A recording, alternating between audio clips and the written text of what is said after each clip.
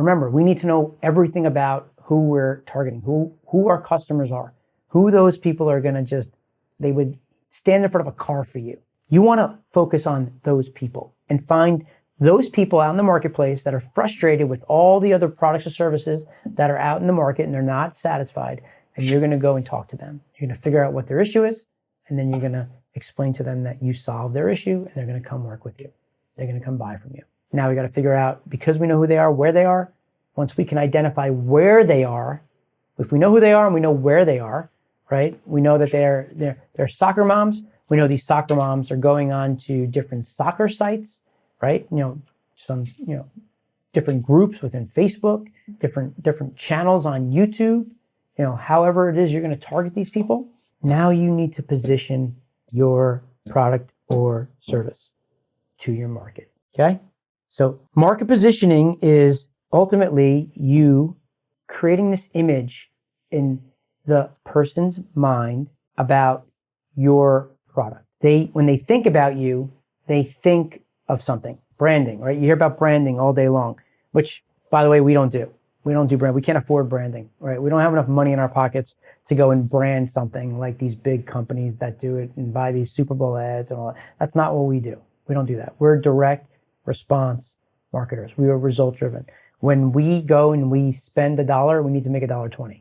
Or we need to at least break even, or we can lose a little bit of money, because what we're going to do is we're going to monetize that data, that lead on the back end, right? And we have a plan.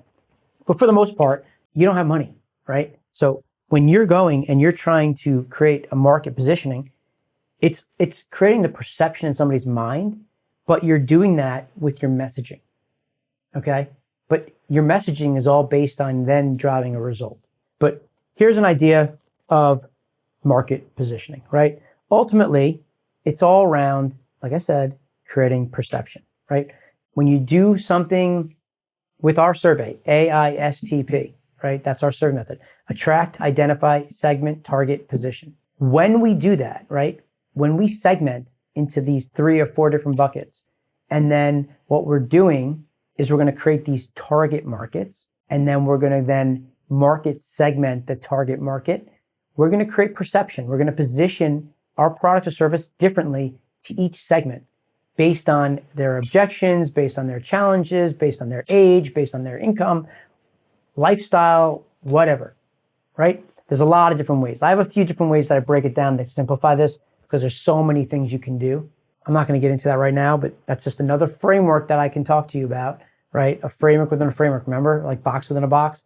That's another framework for segmentation. I could talk to you about the different ways to segment, and there's just a few that are just the normal kind that we would do in simplifying it for people that would come and use the surveys. Just to get an idea, I'm giving you like a visual, right? So if you look here, high quality, low price, high price, right? So M&M's, low price, low quality, versus Dairy Milk's a little higher, Kit Kat, a little higher, Mars, higher quality, lower price, right? So if you look here, here's the price, right? If you're confused on how to read this, on this side, here's the price, M&M's, Kit Kat, Mars. The high quality is considered Green and Black's, Lindt, right? Lindt has a high price and high quality. Green and Black's has high quality and just kind of like medium price, right? So just giving you an idea here of what we're looking at, right? What is this? The Rocher, high price, quality is okay. That's how this market perceives all these different brands. It's how they're positioning it to the market. They're all in competition for the same consumer, right? There's a total market, and they're all going to have to compete against each other in different ways. So they have to differentiate from one another. It could be price, it could be quality, all kinds of different things, right? And that's why we segment.